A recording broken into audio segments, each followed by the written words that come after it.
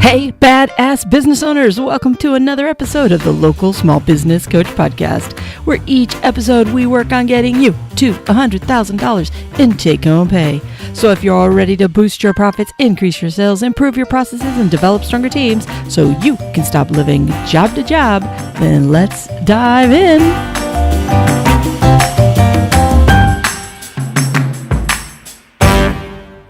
Hey, badass business owners, how are you doing?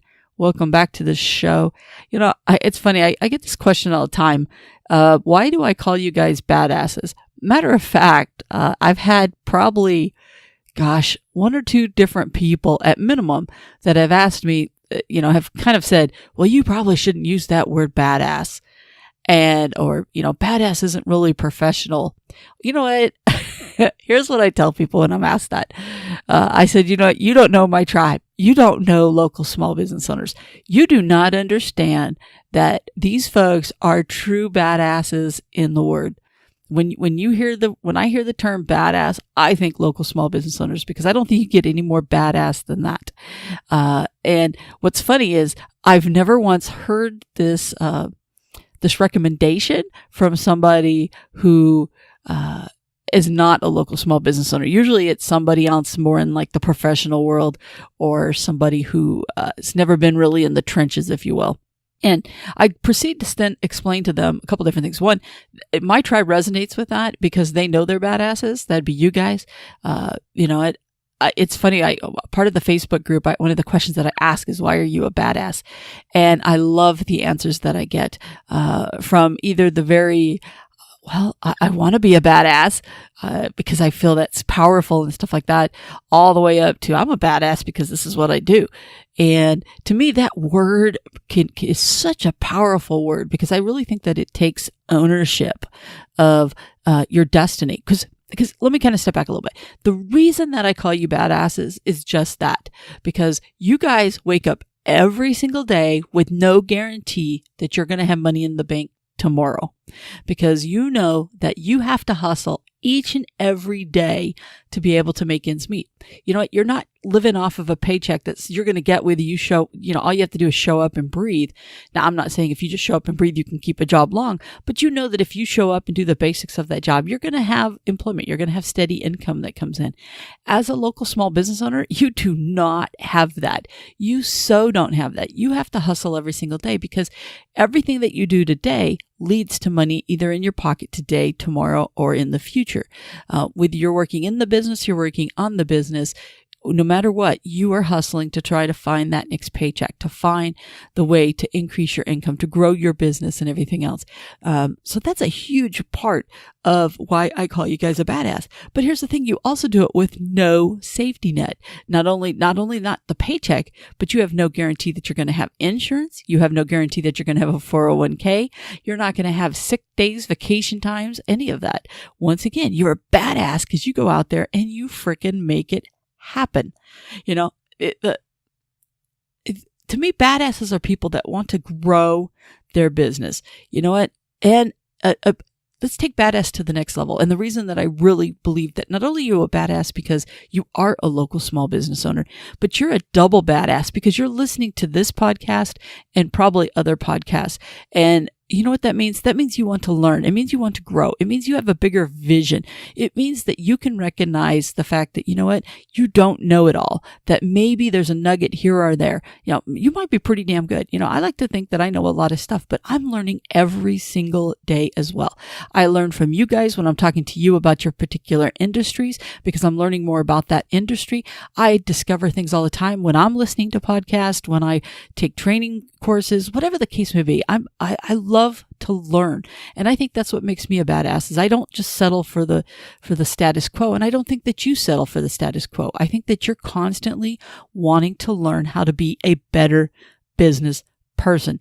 You know what? You don't sit around and feel sorry for yourself. You might have pity parties. Like I joke around that I have a 5-minute pity party.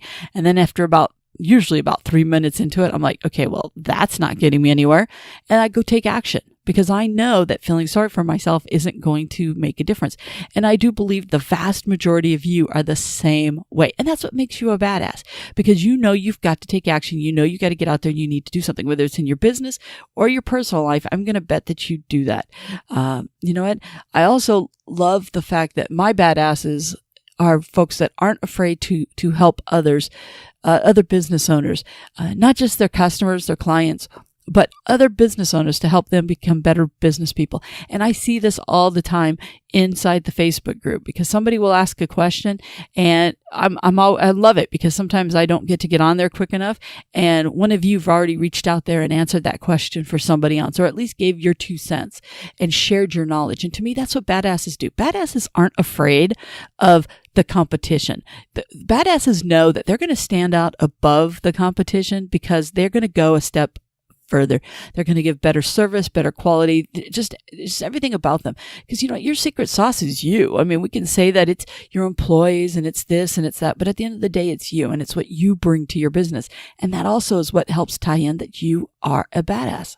Another thing that badasses aren't afraid of, and that is to fail. We may not like to fail. We may not handle failure great. You know, I get really ticked off when I fail. I'm not used to failing. So when I do, I take it really hard. But at the same time I also know that my greatest leaps in business, my best knowledge, the things where I've learned the most is in those moments when I fail, because failure is one of those things that you tried something and it didn't work. And I think that's a key thing, is that badasses understand that they're not going to succeed every single time, but they also understand that they've got to get up, dust themselves off, and keep moving. And that's what badasses do. They don't sit around, like I said, back in those pity parties we were just talking about. No.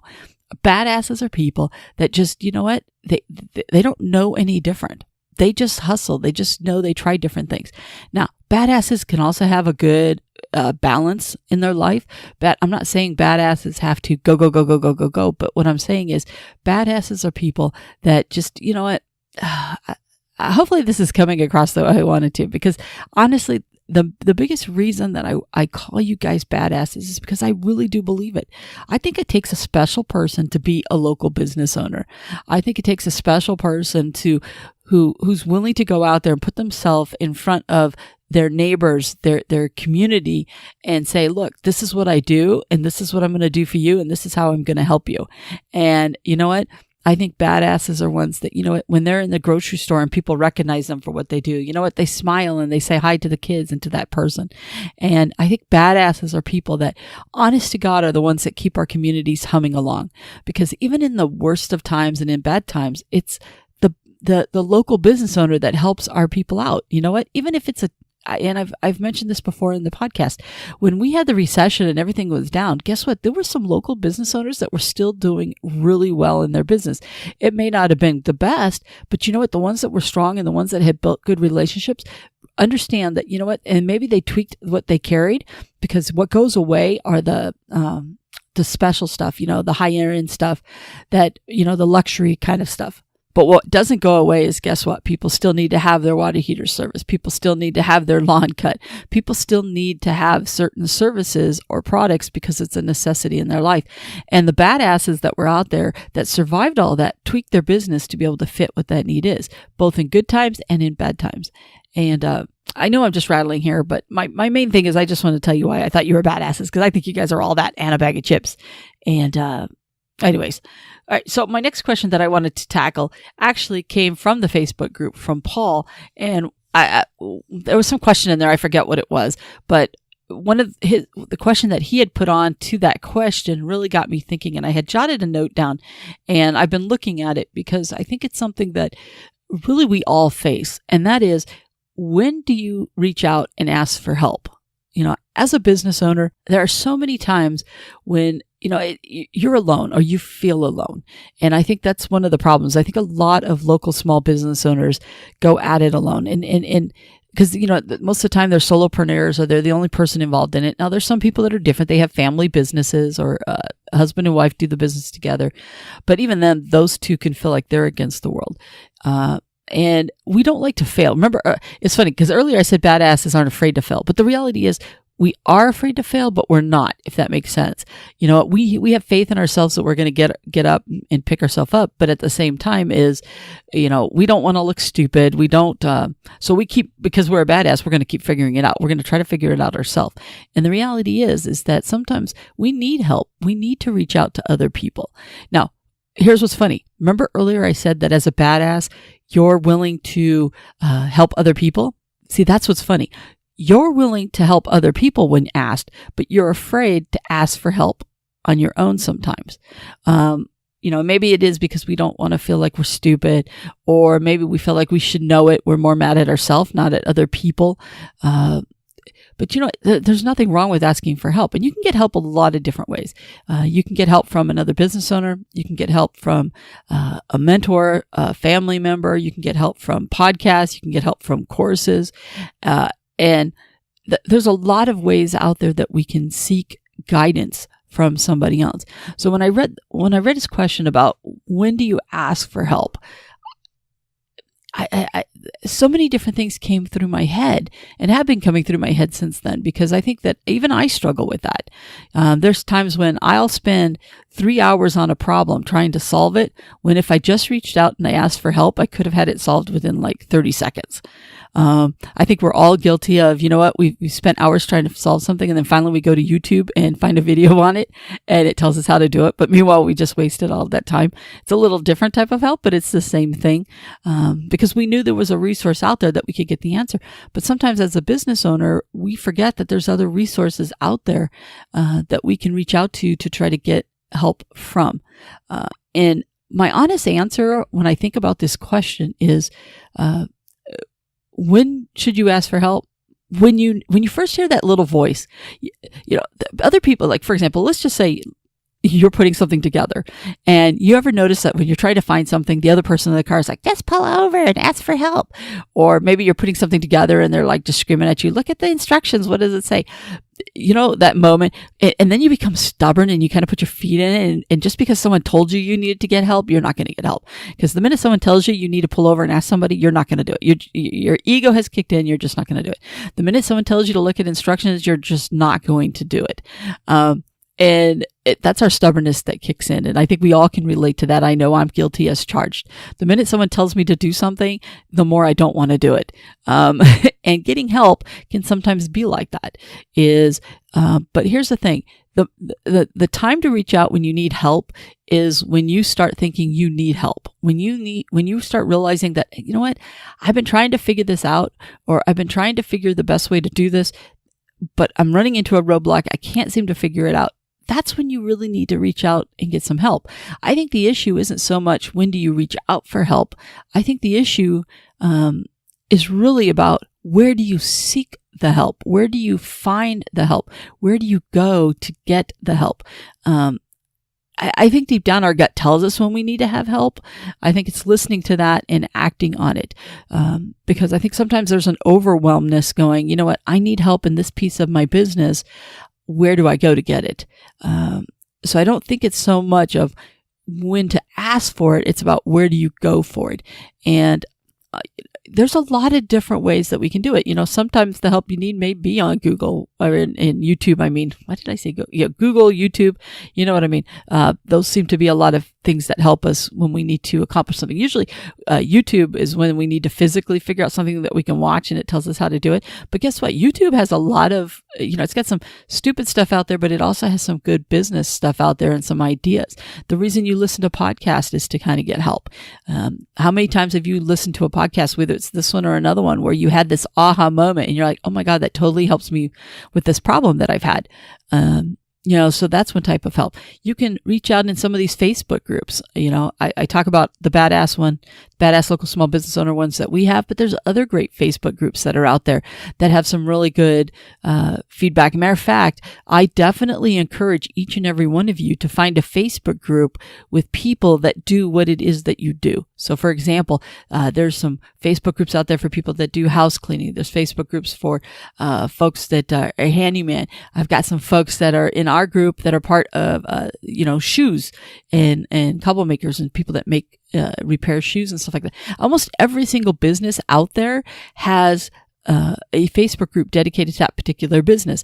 One of my mentors here in town, you know what? He's an accountant, and he's got a Facebook group of accountants. And one of the things that he talks about all the time is these folks are in that room and they're sharing thoughts and questions and how do you handle this and whatnot inside that group. And that's every single one of these other Facebook groups. So I definitely encourage you to be part of a group that does what it is that you do. And for example, for Paul, you're in printing, I'd find a group that does printing of some kind. And how can you get into those kind of groups? And you might already be in there. But here's the thing with Facebook groups that I found, and I'm just as guilty on some of mine, is most of the people, I think it's like statistically, I think they said like 80% of the people, that whole 80-20 rule, but 80% of the people just watch. They don't ever jump in. They just watch and they look for the answers. So what's interesting is, and then there's, 20% of the people, probably I think it's like 10% are actively engaged and the other 10% will pop in here and there. So ask your question. Even if you've never asked a question in that group before, ask the question. Let other people hop in on that. So if you're thinking that you want to know when can I get some help, or how can I get some help, or I've got a question on this, throw it in a Facebook group that you're a part of. Worst case, you're going to get some stupid answers. Best case, you might get an aha. You might get somebody that's walked in your shoes. Obviously, the more specific the question, the better the answers. But, you know what? I would definitely do that. If check on YouTube, like I said, drop in Facebook groups. And then the third way that I would do is find out some virtual mentors. I mean, is there somebody that's in your local community that would take you under their wing? Is there a business owner? It doesn't even have to be in your business. Is there a business owner who's in your community that you really look up to, that you really admire? Maybe you can set up to meet them, or see if you can take them to lunch, or just kind of pick their brain. I know sometimes that's a little bit more difficult, obviously, for those of us that are introverts, but it is something that, if you're ever crossing paths, to take advantage of that moment when you do meet up with each other. But it's another great opportunity for you to be able to find somebody. Sometimes you can reach out to somebody that is running the same type of business in another community where you don't have to worry too much about competitiveness. Maybe they would be willing to partner up with you and share some ideas. I think it really just depends upon what type of help that you're looking for. It's not about, sorry, I'm thinking out loud at the same time because I'm also thinking about this particular gentleman. Sometimes another version of seeking help has to be when's the right time to hire help. We like to do things ourselves. I mean, as business owners, we don't like people touching our stuff. We don't want people coming in messing with our stuff. And one of the things that we struggle with all the time is, when do we hire help? So I think part of it is, when do we reach out and get help? And then the other part is, when do we hire help? That's something that is very difficult. I'm in that stage right now. I think a real easy answer for us is to say, well, I can't afford them. And the reality is, you can't afford not to hire them. Because really, I think a lot of us would hire somebody or put them on independent contractor status where we don't have to have payroll, but we would bring someone aboard if we knew we could find the person that we really wanted. I don't think it's always necessarily the money, because I think that we've come to realize that if you pay someone $10-15 an hour to free up part of your time, because they're going to either A, do something that you don't want to do, or B, they're going to help speed up the process, you'll make back that money. I would say 9 times out of 10, you're going to get your money back if you hire somebody. But I think the bigger issue that holds us back is more of one of, I'm not going to find someone who's going to do as good of a job as I'm doing, or we don't want to relinquish control over something that we like to control, something that we love to keep in our own hands, if you will. And I'm going to do a full episode on this one, because I'm not going to do it justice here, trying to rush through it. But honestly, the biggest thing that I know each and every one of you guys want to do is, you want to grow your business. You want to grow your profits. You want to grow your sales. You just want to grow. And that looks different to every single one of you. part of the way that you're going to grow, especially if you've been doing it really slowly or you just don't know where to turn, you have to reach out and ask somebody. Because you got to remember, deep down, you are a badass. Go back to the beginning of what we started talking about today. You are a badass. And part of being a badass is being able to be comfortable and to know it's okay to ask for help. It's about seeking out the right help, or, even if you have to hire the right help, sometimes you just got to do it. You're not going to be perfect on your first employee. If you hire somebody, what's the best case scenario is that your business is going to take off because all of a sudden you're like, oh my gosh, where's this person been my entire life? Worst case scenario, you find out something didn't work and you go, next time I do this, this is what I'm going to do. Just have faith in you being a badass, and have faith that, you're going to solve whatever it is that you're going to do, but you've got to try.